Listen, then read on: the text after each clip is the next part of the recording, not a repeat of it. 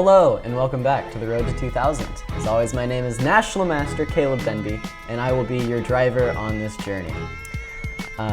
So last weekend, I actually had the pleasure of doing some more commentary over another tournament, and this was the tournament which was the inaugural Midwest Collegiate Chess Championships.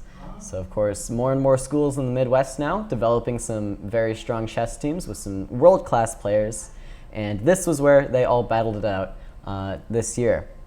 What state was it? Yeah, the event was actually hosted by the Mizzou University, so we were over in Columbus, Missouri. It was Columbia, not Columbus. Columbia, Missouri. Wow. So yeah, I had a great time doing commentary over the event, and there were some very interesting games played, as well as some world-class players. So why don't we just jump in and take a look at what went on. So this game was played between Dmitry Gordievsky, who is board 2 for Mizzou, and Dariusz Swiercz, who I believe is board 1 for the St. Louis University team. Daro actually ended up winning the entire event, and this game was pretty key in securing that victory. I believe this was round 3. And this was one of the more impressive games of the tournament, to my eyes at least. If I had to pick one favorite game, I think it would be this one. So white starts out with knight f3, which I've talked about a little bit on the commentary, if you guys caught that. This is one of the more flexible first moves for white. It's kind of a waiting move. It lets black choose which line he wants to play, and then white will have a little bit more information and will be able to choose his line kind of in response to that. In this case, Daro plays d5, and after c4, we have a true ready opening. Sometimes you'll see players here, they were kind of joking about playing the ready with knight f3, and they'll switch with d4 and transpose into some normal Queen's Gambit type of structures. But after c4, it's a true ready. And now the onus is on black to decide if he will rise to white's challenge and play this move, d4, which in this game, black actually does rise to the challenge. So what do we think about this position? What catches your eye, first of all? Have you guys seen this position before? Are you familiar with the main ready? It looks like, black's extended their pawn off of far down there. So, but it could be cramping white too, so, there's plus and minus. So, Yeah, as with all things in chess, there are pluses and minuses to having this pawn on d4. As you said, one weakness is that it might fall under attack. It might come under quick fire from the white pieces. But at the same time, it's going to be taking a lot of central space, trying to cramp the white pieces. So white tries to get an improved version of what would be kind of a Benoni style structure with the reverse colors. So white goes ahead and plays the break b4 on move 3. Whereas in normal Benonis, you'll see black try to prepare this move with a6, sometimes bishop d7, or b8, and work very hard to try to get b5 in. One advantage of moving first is that you get to do these things a little bit quicker. So white plays b4, and then black's next move is very, very interesting and very combative. So what moves might stick out to you if you were playing black here? What developing moves would you be keeping an eye on? Knight c6, e3. Yeah, knight c6, e6. Maybe g6 would pop out to you guys. As we said, this pawn is it's going to be the major weakness for black. And so black should be trying to find ways to add some defenders to this pawn. The main way of doing that is to get this pawn to e5 somehow. And so g6 is a common move. White might play bishop b2. Black might play bishop bishop g7, and you might get e5 in this type of structure. In the game, Daro tried a little bit more of an ambitious version of this g6 plan. Rather than playing g6, he wants to play g5 on move 3. So this is pretty unorthodox. It's creating a lot of weaknesses, a lot of light squares being weakened, but it's also kind of making a threat. If white wants to take this pawn, black is going to expand in the center very, very quickly. And black is not going to really be missing this g pawn in the long run. just very quick expansion in the center is black's idea. If white wants to just develop normally, kind of ignore this g5 move, well, black can actually consider playing g4. And now this knight is looking a little bit short on squares, and black will continue developing, and this pawn might prove to actually be quite annoying to deal with. So white's choice in the game was actually this move h3, which has been played before in this position, but it's not really my favorite. It's kind of a... Stops the advance of the G pawn. Yeah, this is the point, to stop the advance of the G pawn. But it is kind of just spending some time to defend the G4 square. But by no means, is white worse here. White hasn't done too much wrong besides try to play the Benoni, but you can forgive him for that. And now black plays h6, securing his pawn. So it's pretty sure black ain't go castle king side. Well, you would be surprised. You might castle king where the bishops are. So the advantage of having a central majority like this, where you have a lot of space in the center, is that you can usually castle on the king's side like this, because your opponent, in this case, is trying to find space on the queen's side. So the king's side should be reasonably safe for black. You see both players just develop normally, like I said. Black needs to support this pawn. He pushes this pawn to e5 to do so. Now bishop g2, knight e7, castles, castles, knight bd2, and knight g6. And this is kind of we're starting to leave the opening phase now. White has gotten pretty much developed, castled his king. He just needs to find something to do with this bishop. And black is still sorting out some of these pieces on the queen's side. So with this position in mind, how do you think this game is going to continue? What are the plans going to be for either side?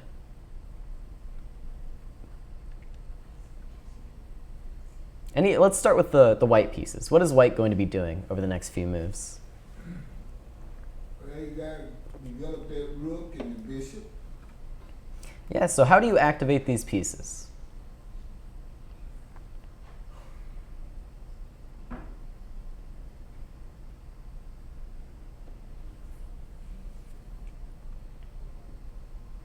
How can we do it? Well, maybe a4, since you go in the queen side, that might help get your pawns up where you want them, if you can defend them. Yeah, a4 is a great idea, and this is totally in line with white's plan. White wants to push these pawns forward on the queen's side, and which will give this bishop some open diagonals. This rook will be nicely placed supporting the advances, as well as he's always working to improve this bishop on g2. I've mentioned this before, but in a lot of openings where white fianchettos this bishop, it becomes his main piece. He really wants to activate this thing on the long diagonal, and it's going to be no different here. And black got to kind of watch the b7 square, so his c6 bishop is kind of, his b8 bishop is kind of tied there, unless he does c6 or something. So yeah, there's pressure along this long diagonal is what I was saying. And this pawn's going to come forward, and white's going to try to break things down on the queen's side. That's how he wants to win. So white plays knight b3, bringing another piece over to here, also preventing some ideas for black of using this c5 square later on if this pawn pushes to b5. So knight b3 is a very natural move. So now let's think for the black side. What are black's plans going to be? What is black going to do while white is playing on the queen's side? Will he meet him on the queen's side and try to kind of shut down white's play? Will he play in the center, or will he go for some kind of kingside attack? Or some combination of these. Let's try, just think of some eventual pawn breaks, some eventual moves that black wants to do. I would think bishop e6 and then get the queen behind it to attack that queen at h3 pawn over there and swap off white's strong bishop. Okay. So the thing about this structure is whenever black gets close to actually threatening h3, white is happy to play king h2. And now it's tough to add another attacker to this square. White does have to be a little bit careful. It'd be a mistake, for example, to play something like a4 and allow maybe some idea with g4. I don't know if it's good in this particular position. But look, his b7 is still, when that bishop comes alive, that's going to be trouble for him. Because right. Get out. So he got to run it with c6 sometime. So there's some ideas here of threatening the h3 pawn like this, but that's not really a plan to open things up. Too slow. So what is black going to actually want to do here?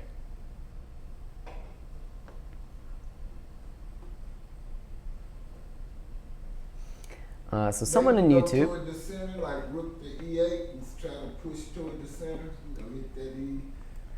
So when you say play in the center, you're talking about this e4 break, right? Eventually, you said rook e8, but you want to eventually push this pawn. Right. And that's definitely one idea. But the problem with pushing this pawn forward is you're always going to be leaving this d pawn behind.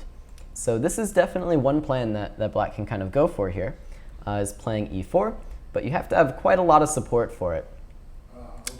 So someone on YouTube also mentioned f5, and this is going to eventually be black's break. He does want to play f5, but the thing is, he's not sure if he's playing e4, he's not sure if he's playing f4, and he's actually not sure if he's playing g4, or even h5 and h4. These are all different moves that black is going to be considering. These are different ways to break down the white camp, and that's what makes this difficult. It does make the d5 square weak. So if you'll get c6 here, white might plant a bishop there, you'll have some problems. Yes, so black doesn't actually play f5 immediately.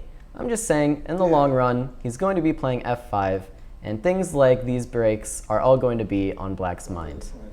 So the short of it is black wants to play in the center and on the king side, but mainly his goal is going to be a king side attack. Whether he achieves that by breaking through the center is kind of irrelevant. It's just whatever appears best on the board once he gets to that position. White's already decided he's going to win the queen side. So black plays knight c6, using this route to develop the knight. There are moves like b5 here from white, kicking this knight away. But now the knight comes to e7. It's supporting, as you said, this square which might be eventually weakened with f5, supporting f5 itself.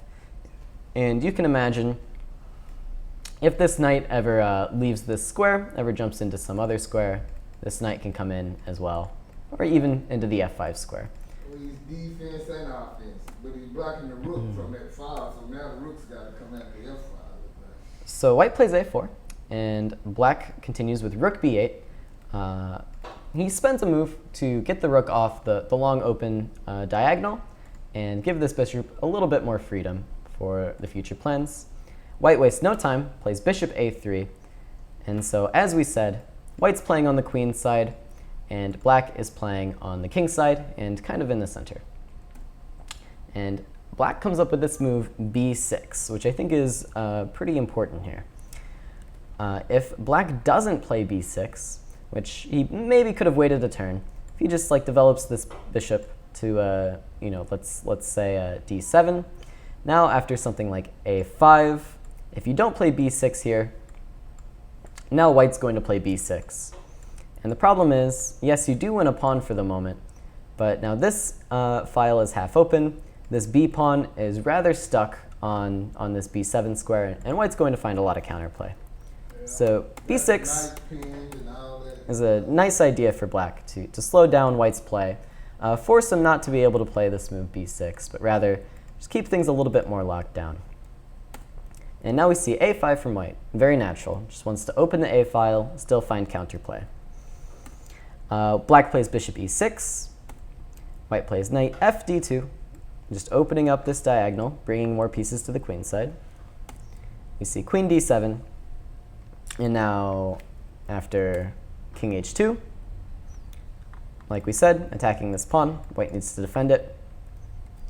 Black plays f5, and white starts repeating here, because white was feeling a little bit under danger, I think. So we've kind of arrived at the position where black is now going to start deciding which of these pawn breaks is the best one to play. You can play e4, you can play f4, you can play g4, or you can play something like h5 and h4. So black's pieces are not perfectly set up yet, but which of these 4 breaks is really looking like the way to go here if you're the black player? Which one of these sticks out to you?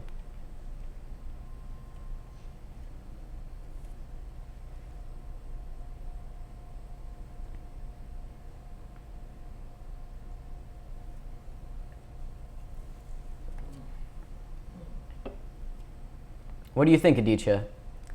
Which pawn break? F4? Yeah. So the way you have to think about it is what do each of these pawn breaks give up? Whenever you push a pawn forward, you're leaving squares behind. And so you just have to determine which squares are really important here. So let's say white plays queen c2. Now if f4, what squares are you leaving behind? And are they important? E4 and G4. Right. This e4 square might actually get a little bit annoying for you if you're pushing this pawn to f4 quite so quickly. You know, this knight might come into e4, and you're defending the king's side. And, you know, white might be getting into some trouble later on. But you do improve white's pieces quite a bit with f4. So that one's not my favorite. So besides f4, who thinks e4 is the way to go? Anybody? Looks like he got more on E4 than you do, so that might be second. So Well, yeah. So immediately e4 is impossible because white can simply take it. So e4 going to be a little bit difficult to achieve. That's not to say it's impossible. You know, black could try and prepare it with like rook e8, try and maneuver like some other pieces around. Which I was kind of thinking that looks pretty good because even if he tried to pass you or something, it ain't helping him none, and then that'll help you further your attack. So yeah, you like g4. And so what is the idea if white simply plays h4 here? What are you going to do? How do you eventually win in the long run? Well, his king is over there. You might could line up a battery or something. Pin the G3 pawn and then attack the H4 pawn. So, yeah, I mean, you can attack the H4 pawn, but the G pawn's always going to defend it. It's always going to be there to defend it. Well, that's why I say you might have to throw that other pawn and pin the G4 pawn. Well, I mean, how are you going to achieve that? This is almost where I go to E4 and then pull the bishop down and then, you know, where can you run the bishop out from? That's the point. So yeah, if you come here immediately, I can even play something like king g1. Maybe I'll take here first, take and king g1. My g pawn's still going to be defending it. So you have to understand what you're giving up with g4. What you're giving up with g4 is this h4 square. You're not really giving up on f4 because you still have this pawn to control it. Right. So you're giving up the idea of having a pawn ever be able to attack h4. And so what this means, what you're committing to with g4, is that if you want to continue the attack, you're going to have to sacrifice a piece on h4, more than likely. Maybe you can finagle some way to pin g3, but more than likely... It looks good, though, and the other one can come in, like you said, so you've got to kind of, the knights in tandem, so boom, boom. So more than likely, you're going to have to sacrifice a piece on g4. I'm not saying that this is a bad thing. As you said, I mean, this knight is also ready to come in, but you just have to understand this is what you're willing to do if you play g4. So Daro doesn't want to commit to g4 just yet. He wants to make sure his pieces are well coordinated, and he's ready to sacrifice a piece before he actually plays g4. And that's why we don't see him rush here. He simply plays this move, rook f7, stepping out of this pin. Right. And actually no. So queen c2 wasn't played in the game, I'm sorry.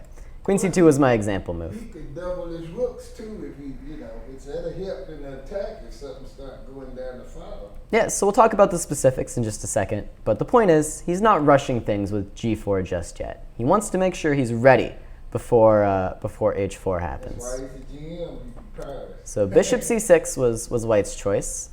And now actually black has the option to give up in exchange with knight takes c6, and pawn takes and queen takes. This would actually be pretty favorable for black to do. But in the game, black chose to keep material equality with queen d8, and now bishop g2. Black repeated with queen d7 once. White tried to repeat again. Now if black wanted to draw, he could play queen d7. But Daro ended up actually liking his position here, I think. So he chose to play on with rook f7. The main idea is just stepping out of this pin. So now on bishop c6, there's always going to be knight takes c6. And so now things are getting pretty urgent here for white.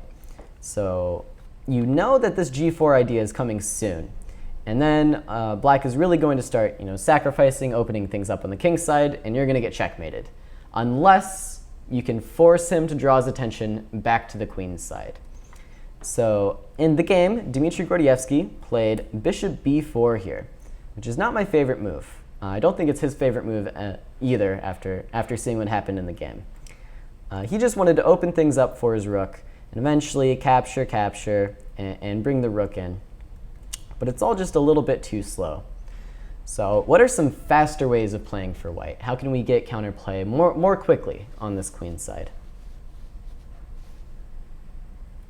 I guess C5. Yeah, c5 is a great idea to consider. But the counter also happens. Now I get back at the other. I done forgot. The bishop would be B2 because he went to A3, right? Was that right? Did he move? Did the bishop still at A3, or would it have been at? Bishop's on A3. Bishop's on A3 here. So c5 is a good idea. But what I was saying is that you have to consider the same things you're considering over on the king's side. All of these moves give up squares. And c5 as well is giving up some squares. Of course, what are those squares here? It's giving up to B5 square. Yeah, and the b5 square a little bit. So you're going to start running into things like knight d5 and knight c3 if you commit to c5 too early. So c5, not quite what we're looking for here, because it gives black just too many opportunities to activate his pieces. There's also, of course, immediate ideas of takes and takes. Now, I don't think these are quite good here, because there are things like knight takes, and black's pawns are a little fractured, but you do have to be worried about this b pawn as well. So not quite c5. How else can we find activity for white?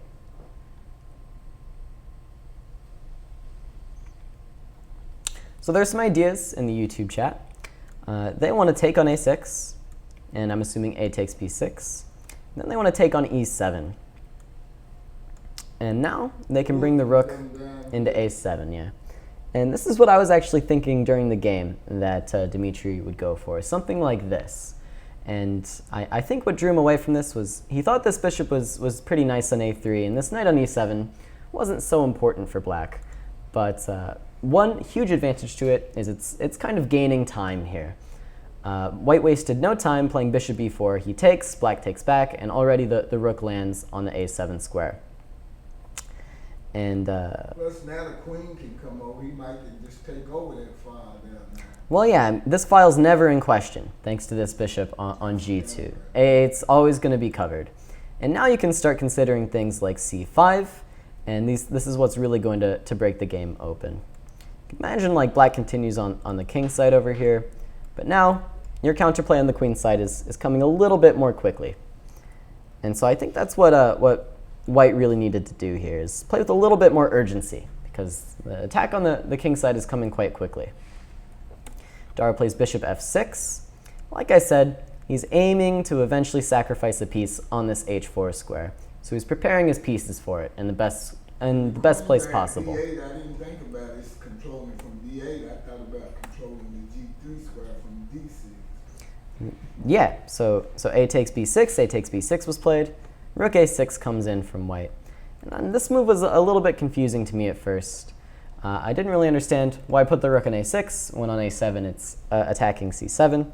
But he just had some ideas along this weak 6th rank of forcing this pawn off the board with something like knight c5, and then this rook being able to come in. These were his ideas, but I think they were a little bit flawed.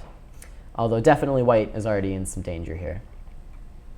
Black continues with h5, just advancing his plan of playing this g4 move. Also eyeing maybe an h4 move as well, but h4 just doesn't really rip open the king's side quite like g4 would.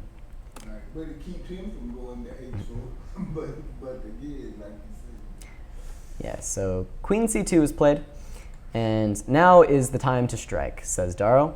He's improved his pieces to the optimal squares, more or less. This rook can have its choice of squares over here, depending on what happens next.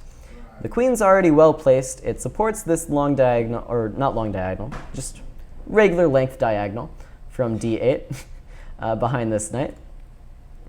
And Daro says, okay, I'll play g4. And white definitely agreed here that after h4, white's not going to be able to get away with this. Now that white is committed to so many weaknesses over here, black really has his pick of moves. You could sacrifice immediately, but maybe stronger is to play f4. Now you don't care so much about this square. You're just going to take here and play stuff like knight f5, and you're really crashing through on this square. You can see all of black's pieces aimed kind of against this plan from white, and it's just not really going to work out. So white realizes he can't play h4, chooses h takes g instead. Black takes back with the h pawn, opening up this h file. Whoa. White plays rook h1, anticipating that the black rook will appear on the h file. And now how do you want to continue with black here? What's the best way to break down the rest of these defenders around this white king and open up some more files? F4? So f4 is definitely one way to go about it. You really have two choices here. f4 is one choice. What's the other choice?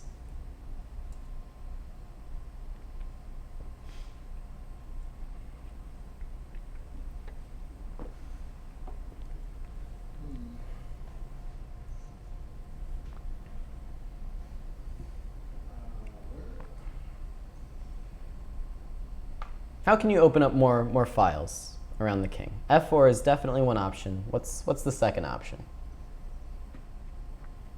Even if it's a sacrifice.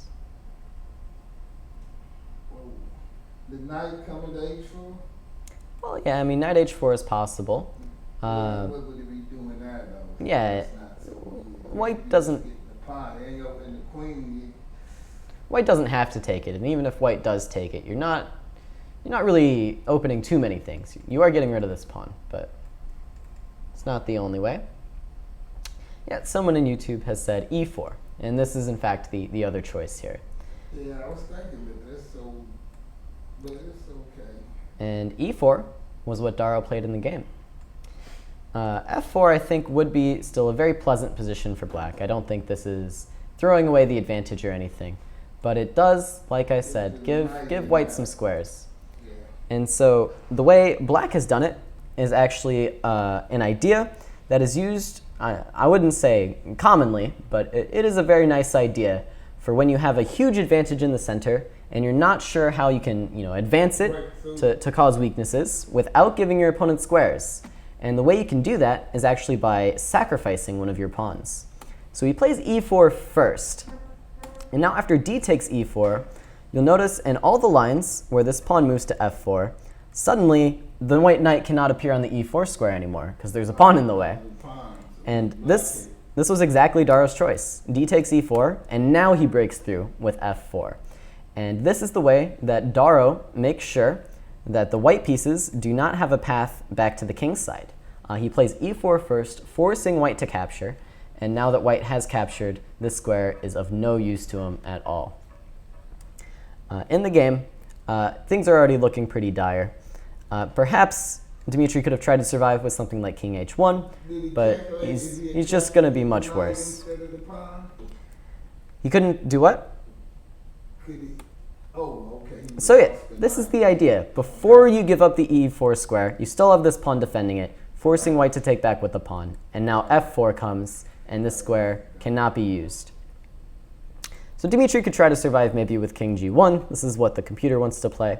He didn't try this, though, and I think black is simply winning anyways. Dmitry went for bishop takes e7, f takes g3 was inserted, f takes g3, and now Daro takes back with the knight. But everything's kind of winning here. I think you could take that back any of the three ways. And now white's big plan was knight c5. This was why he put the rook on a6. But it's simply not good here. It might be good if black had to play some move like bishop a6. Now all of a sudden, white can play knight d3. He's blockading this pawn, keeping things a little bit more closed. He's not really concerned about black taking here, because now in tandem with the bishop, this pawn's going to be kind of a monster. But black has a much better move here, and that move is d3. So this is kind of the inverse of the last idea that we looked at. Here, black plays e4 to force a pawn into his opponent's way. And now, in this position, he plays d3, sacrificing his own pawn to make room for his own pieces. And this was some very nice positional, or kind of positional play from Dariusz to make sure his opponents can't find activity and he can, no matter the cost of the pawns. So knight takes d3 was white's choice, and now simply bishop d4, making use of this newly freed square, creating a checkmating threat against the white king. And the end is near. White plays bishop f3, the only move to really give him an escape square. Black, of course, is not interested in taking this and fixing white's pawns and giving the white king shelter. Instead, he chooses rook h7, king g2, rook takes, king takes, and now queen f8. And all sorts of bad things are going to happen to this king. King g2 was Dmitry's choice. Queen comes to h6 anyways. Knight f2. And now let's see if you guys can find a pretty nice checkmate here. Now pretty much everything wins for black. I'll give it to you from this position. There are a couple more moves I could probably put on the board before I give away the idea. But let's see if you can find a forced checkmate for black. Now, that's not to say everything's going to be with check. Nothing of the sort. Right. But to E3. It's a natural start. Right. And so now how would white respond?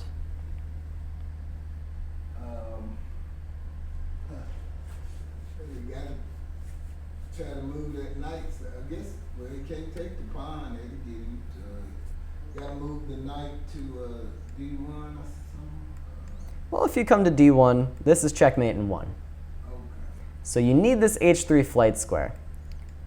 So instead of coming to D1, white would probably capture this pawn. And then, can you find a checkmate from that position? Is there anything for black there?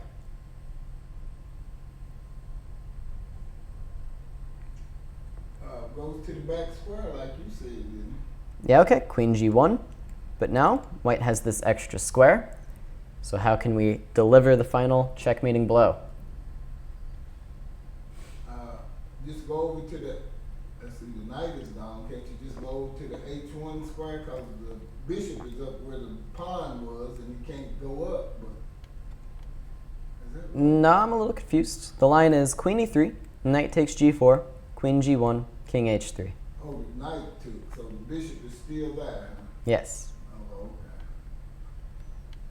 okay. Then is there a checkmate for black in that position? What can black do to finish off white? Give you a hint, it's a very nice idea to bring the last piece that's farthest away from the attack So you just into the action. King to G7 and then come over and get it. Yes, king G7, and this rook comes in to deliver the final checkmating blow. And this is exactly how the game transpired. Queen E3, knight takes G4, queen G1 check, king H3, and after king G7, forcing resignation from Dmitry Gordievsky, this game ended here. There's no way to stop this rook coming to H8, just checkmating this white king. So very nice idea from Dariusz here to finish this game off with a blast. Those key moves I wanted to look at though, earlier on in the game, we saw this idea of white playing without enough urgency. Black's ideas on the king side are coming very, very quickly, and so white needs to play right now on the queen side in order to make significant threats. Like you said, he didn't push the G4 too early. He got, like you said, the F5. Yeah, the point is, black has urgent threats on the king's side. In just a few short moves, once G4 does appear on the board and black is ready for it, the white king is going to be facing danger very, very quickly. So this means white doesn't really have time to play things like bishop b4. you have to play a little bit more quickly, whether that be with bishop b4 or something like queen c2, going for c5 immediately.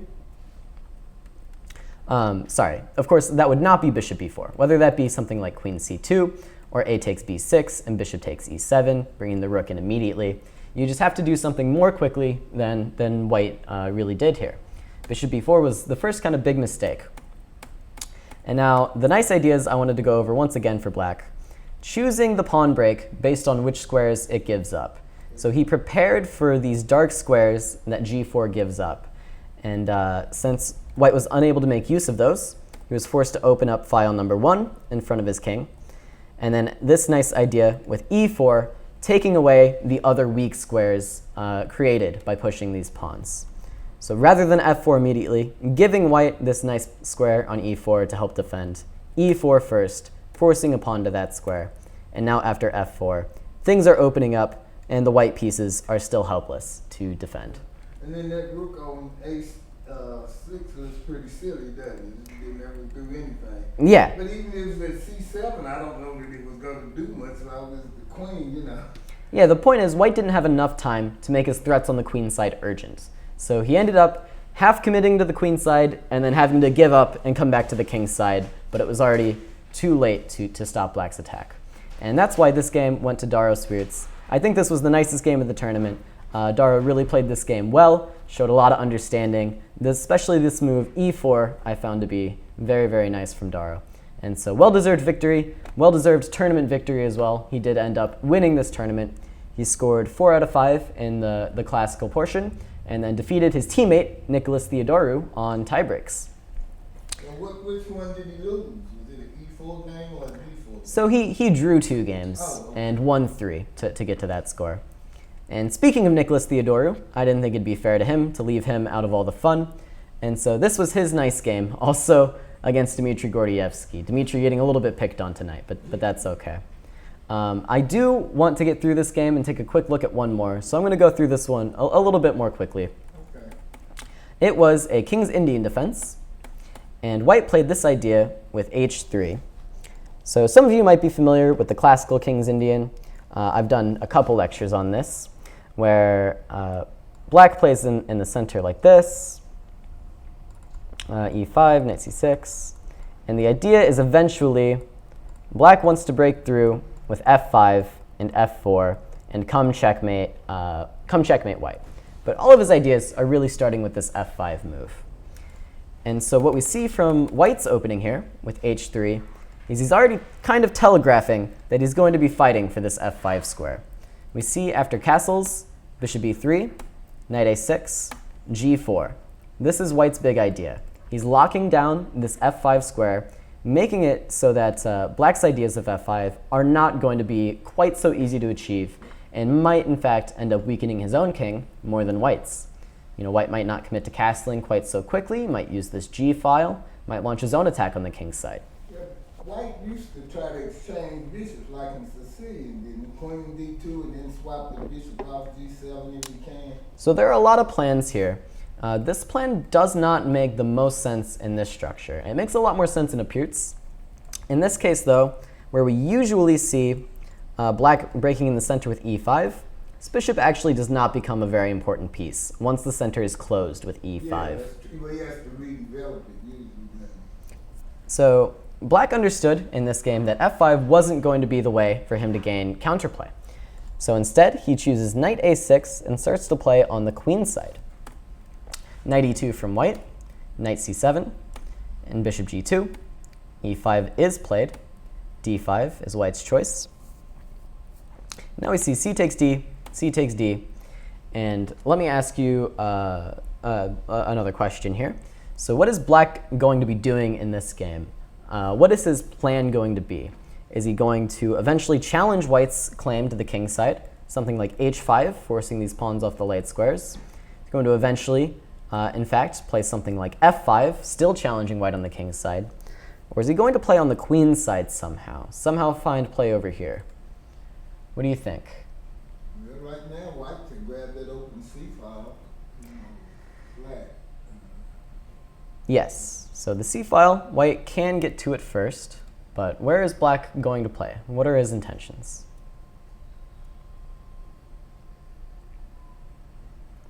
Well, he can kind of control the dark square. So what does that mean, though? What is he doing? I mean, he can control the dark squares. He's already controlling a lot of dark squares. But how does this translate into a plan of action? What are his pieces going to be doing? How does he activate? Let's talk about each piece specifically. What is this bishop's future? Where do you want this guy to go? It's like he can only go to D7 then. Yeah, for the moment, he can only go to D7. Put him somewhere else later. But Well, you want to eventually have a pretty coherent plan with your pieces. You want to find some way to activate your pieces, but still have them working towards at least the same side of the board, the same kind of common goal. And you want them all to be serving some kind of purpose. So how do you make these pieces all make sense together for black? How can you do it? when he got that back with D pawn too, so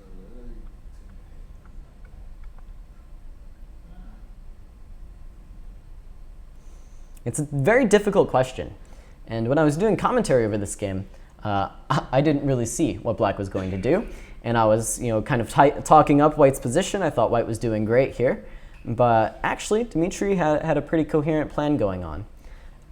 There's some people in the YouTube chat with some very nice ideas, saying things like b5 or a5. And they want to put this bishop on a6, which makes a great deal of sense. So you can kind of imagine a coherent plan kind of forming. If black is playing on the queen side, we'll say, and he pushes these pawns forward, he can activate his bishop on this side of the board. He can eventually push something like b4, activate his knight coming into the center on this side of the board. This knight might come back to d7 and into c5. And this bishop is going to be locked to the king side, but it can still serve an important purpose in controlling this slightly weakened square on d4 for white. So this is how his minor pieces can kind of all work together in tandem. And this is really important in pretty much any opening. You have to have at least some plan of how you're going to put your pieces to work doing the same thing for the same side of the board with the same purpose. And so this was black's plan here. And so actually, I actually, looking back, quite like black's position. I think he's doing pretty nicely here because he has this coherent plan, which is going to be pretty easy to follow.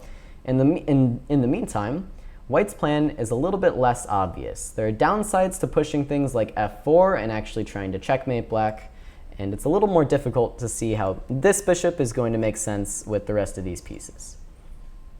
So a5 was black's choice.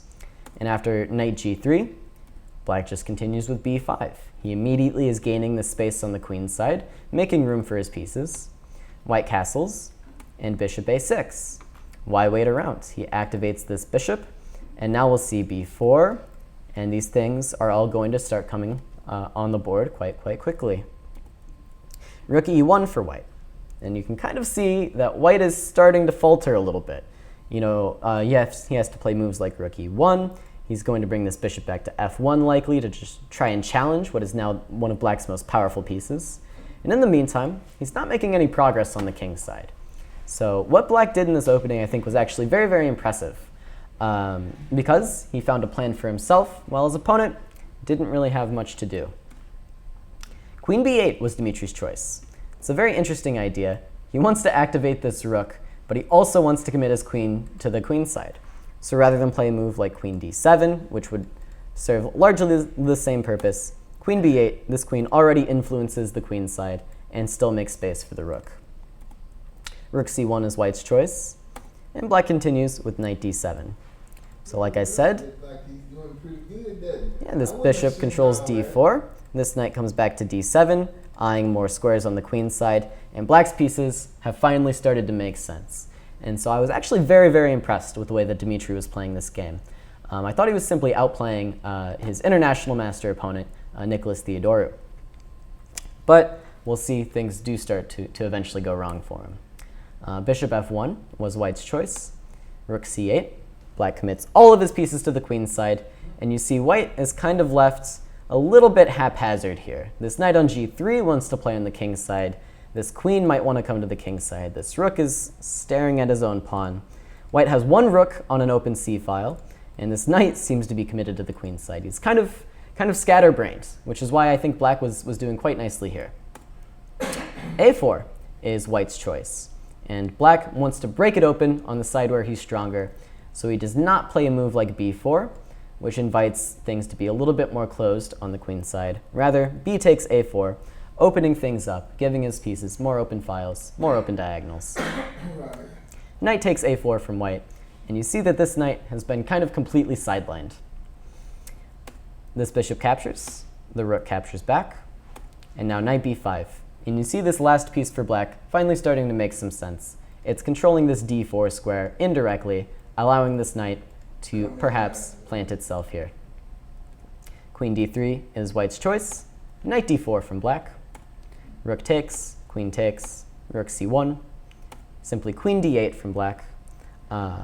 Just keeping an eye on this side of the board as well as controlling these entry squares. King g2 is white's choice. Black plays this move, h6, just controlling some more dark squares. And after knight e2 from white, black makes a threat with queen f6, coming into f3, and taking this knight. And let's talk about this position here. So queen f6 was Dmitry's choice, which is actually, it turns out to be a fine move. But I think he's starting to lose sight of his plan here. He got all this play on the queen's side, and now he starts to divert his pieces back to the king's side, which I don't think makes the most sense here. So what would you play if you were black here? What would you be thinking about? First of all, I want to point out, if black kind of passes, which is a fine thing to do, this is not really going to be a huge threat from white just yet. Black is going to play something like g5, keeping an eye on this square. And now, after, let's just say, rook c2 or something, this knight's going to come into e5 and be a very powerful piece. So I don't think black should be too concerned about knight takes d4 just yet. Like you said, if he starts down that queen side, he get to win that pawn over there, he'll have a passer, so that would be something to think about. Yeah, so how can we activate our pieces to play against this backward b pawn? But more importantly, we want to play against this b pawn, but we also want to play against this knight on a4. It's been very sidelined. It's in a horrible square. And so how can we play against the knight here? I'd probably go rook to b8, hitting that pawn, and you got to do something. Yeah, moves like rook b8 are what really black needs to be looking at here. I think this is the main idea for black in this position, coming into b4, supporting the center, putting pressure on this pawn. And I think if black had played rook b8 and the game continued like this, with black on the queen's side, I think Dmitry might have actually been able to win this game. It's not to say he's better in this position, but I think his play would be a little bit more natural than white's here. And so it would be kind of tough to keep playing the best moves if you are the white player here.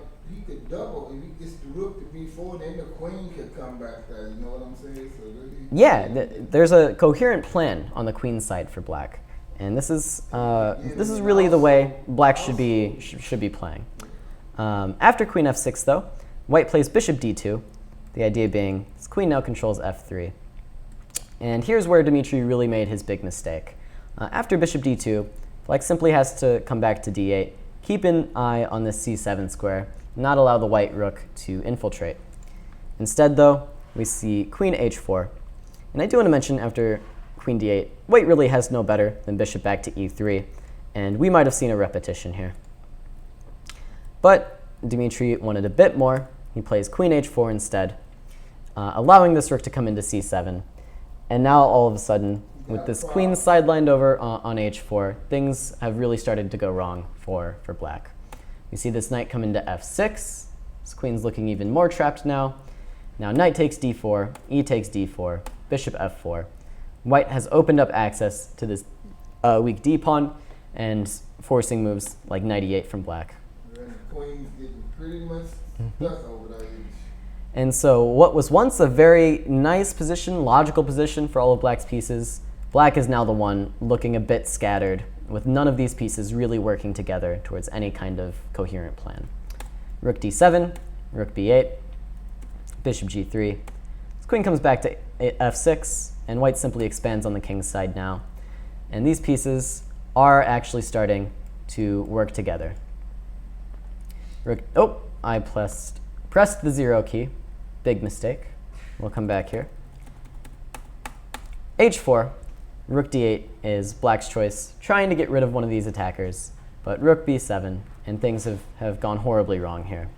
Even the knight joins the party for white, and all of his pieces make sense. Black has gone passive. And after bishop e5, black actually threw in the towel here. Of course, there are tactics with this f4 move to look out for. And things are just going very, very poorly for black. And this game's going to be over pretty soon. Don't switch horses in the middle of the string. Yeah, that's the main thing. Is black did this thing where he kind of switched sides of the board, and it made his pieces just scattered, and it allowed white into the game. Up with his idea originally, he had some promise. Yeah, he just had to commit more to the queen side, side of things, and I think black could have had a very nice position. But instead, we see this game end, and I think I misspoke on the tactic. You might start with knight d7, forcing this queen to somewhere awkward. If you go here, there's a check. If you go to g7, now f4 might come, and this bishop is, in fact, totally trapped. So some tactics to end the game forced black to resign. And like I said, the main idea of this game, black had a very, very nice position somewhere around this area. Knight b5, knight d4, very good moves. And now, once he switches sides of the board, this move queen d8 I'm a little suspicious of, but it's fine. And now, especially with queen f6, I think this is just going in the wrong direction. And like I said, queen h4, kind of the biggest mistake, sidelining this queen entirely, allowing the white rook into the game. Come down that free, that's going to be a problem. Yes. So I do want to go over this last game before I run out of time here. This is why I kind of rushed through that previous one. And this one was between the board one for Washington University, who did send a team to this event as well, against Stavroula Tsolakidou, who is, I believe, the top female player for the SLU team. Stavroula is an international master, women's grandmaster. Nikolas is just a lowly national master like me. So always good to see some upsets going on between this Wash U team, which doesn't have this huge scholarship program and everything, versus these very well put together collegiate teams. It's good to see a little bit of competition still going on there. So in this game, Stavroula was in a must-win situation. This was the final round of the tournament. She had to win the top female player prize in this event, and so she chose a very combative opening, the King's Indian defense, like we saw in the previous game. And here we see white play this h3 move, but it's going to be very different circumstances in this case. What opening is white doing? It looked like So white started with a classical London setup with d4 and bishop f4. And now white simply develops his pieces and ends up deviating from the classical London setup by playing this move c4. And this is a pretty, I wouldn't say it's the most testing approach from white in this case. It's kind of just saying, I want to develop my pieces. I'm not going to commit my pawn to this e4 square, creating all these dark squared weaknesses that we saw in the previous game. I just want my pieces out, and I just want to play chess. right. Stavroula chooses queen e8, which is an interesting line, aimed at pushing this pawn forward to e5. Nick simply develops his knight to c3, and after e5, bishop h2, queen e7, white gets castled, and black plays knight e8. And I think this was the start of trouble for black here, with this move knight e8. So, ready to go F5 or what? Yeah, I was about to ask, what do you think the idea is? The idea is, of course, black wants to push this move f5.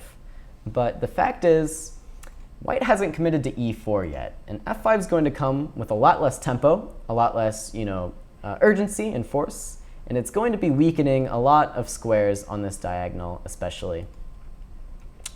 And so what sticks out to you as some weak squares in the black camp right now? Which squares look like weaknesses? There's one in particular. E6? So e6, not yet. Not before f5. Not before F5. Okay. there's one square that you kind of just want to play this move because it looks like this square is a little bit weak.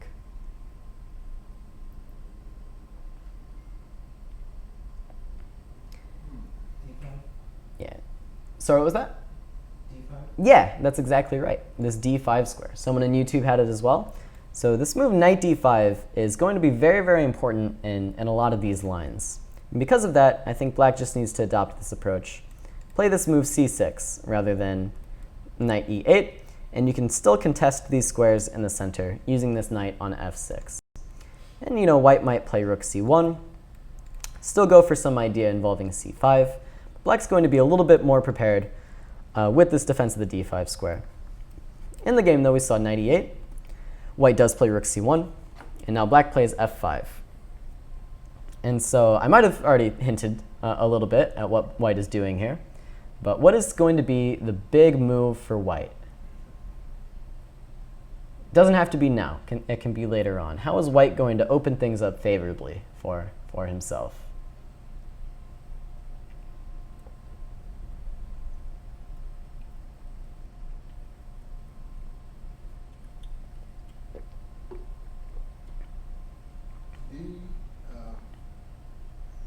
D-E?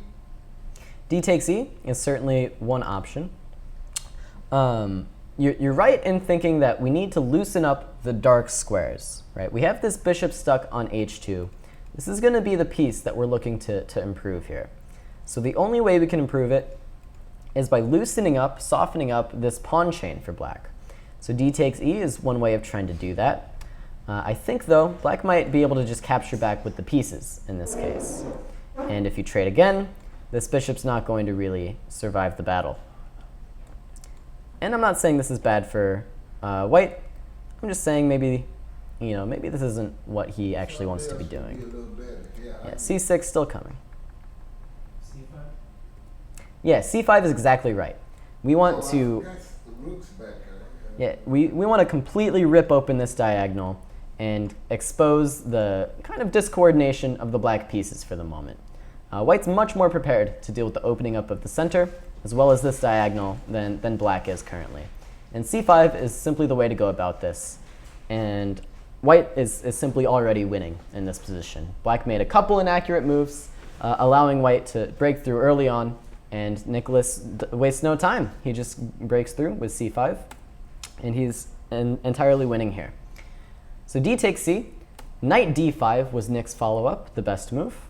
This forces this queen onto this awkward d6 square. If you go to a square like this, you're going to run into these ideas.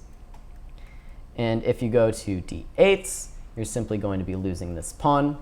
Like I said, opening up this diagonal with immediate threats. So d6 was the most testing try, and Nick simply followed it up in the best way. Queen b3, getting on this diagonal, forcing king h8 from black, which was played, but my arrow keys have failed me. King h8. And now white simply plays rook fd1, bringing this rook opposite this queen, keeping all of the tension in the center, understanding that there's simply nothing really for black to do here. In the game, black chose rook b8, which it was looking rough. And rook b8, just a move getting off some ideas of knight takes c7, hitting a rook, defending this pawn again.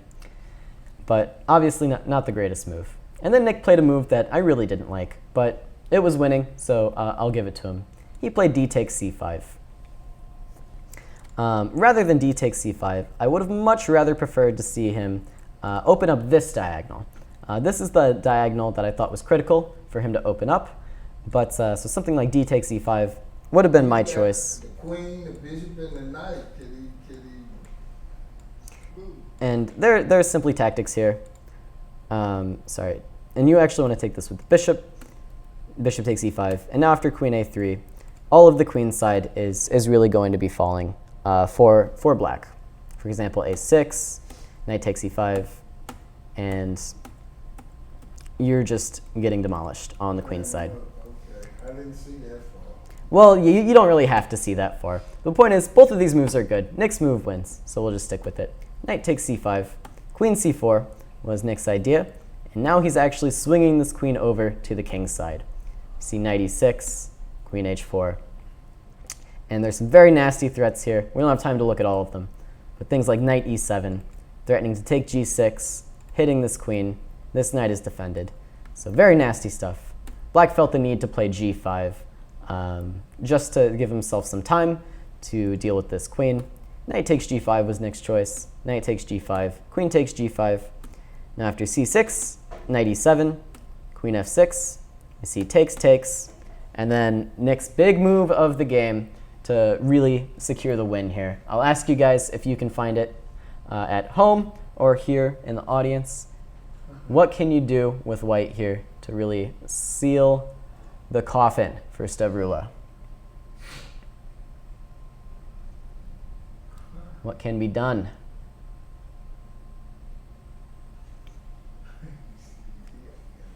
Keep in mind, there's some dangerous threats around this black king. Very dangerous threats.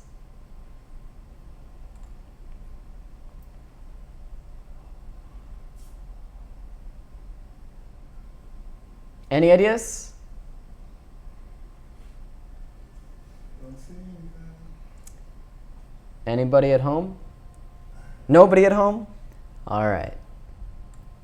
Rook d8 was Nick Bartochowski's choice. The best move in the position.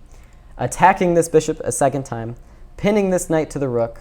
There's nothing that black can do besides bishop takes e7. But now, after bishop takes e5, you cannot go to g8 because bishop c4 will be checkmate. And if you block with the knight, I'll take your rook. Is that true? No. If you block with the knight, I'll take your knight and then take your rook. If you block with the rook, I'll take your knights and then your bishop and then your rook. And so black's only choice, bishop f6. But now, after bishop takes, rook takes, rook takes, this position is simply hopeless due to this annoying pin on the bishop. The game did continue as such, but there's simply no way to break this pin, and white just rolled over black using the extra pawn and what is essentially just an extra piece. The game continued like this. Nick didn't do the most accurate moves, but it was more than enough to get the job done. We see black bring the king over to the queen side, trying to break this pin, and eventually does, but it's far too late. And Nick ends up winning this rook endgame. Here, I believe Stavroula resigned this position. And so this is a very impressive game from Nick. He simply outplayed his opponent. From the opening, he understood the position better, broke it open when necessary, and then found all the tactics needed to really seal the deal. So any quick questions about these three games that I went over today? All right, well, I'll stop taking up all of Ryan's time for the next class. Thank you all for joining me. This has been the Midwest Collegiate Chess Championships 2019, the inaugural year. Hopefully, next year there'll be more teams, more players, more exciting chess, and more people watching as well. With that in mind, thank you all for coming out. This has been The Road to 2000, and I will see you next week.